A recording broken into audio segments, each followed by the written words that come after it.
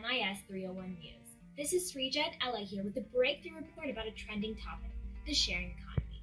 The sharing economy is a relatively new concept based on collaborative consumption. But exactly what is collaborative consumption? It is where an individual takes possession of an item for a period of time, then returns it for use by others. Additionally, all the operations are fully automated beginning to end. There are 4 different types: citizen supplier, peer finance, rent assets, and share inventory.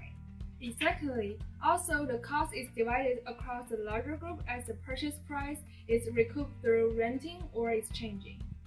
The shared economy was pushed into popularity during the last worldwide economic recession coupled with stagnant wages.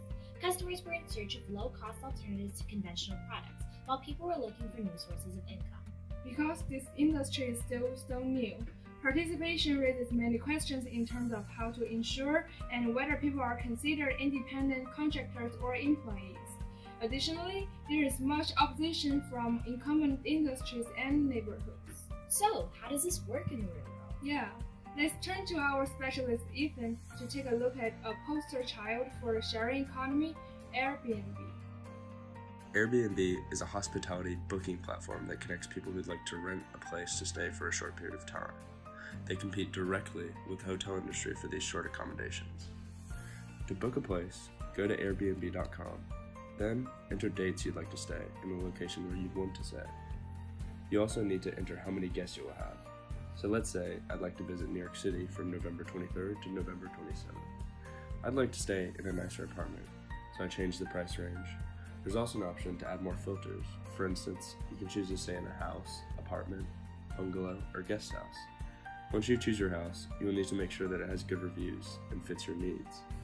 Once you've made your choice, you will be asked to sign up and pay using APIs or by making an account with your email. Airbnb also allows you to be a tenant and rent your place out. To do this, select Become a Host on the homepage and input the details of your home, such as home type, amenities, etc. Now let's turn to Professor Smith, our expert on concepts surrounding the shared. Thanks, Ethan. Shared economy needs the strong presence of a two-sided network effect. Without sellers, there is a lack of choice in terms of quantity, quality, and price, which deters potential customers from the service, and without customers, there is a lack of demand that incentivizes sellers.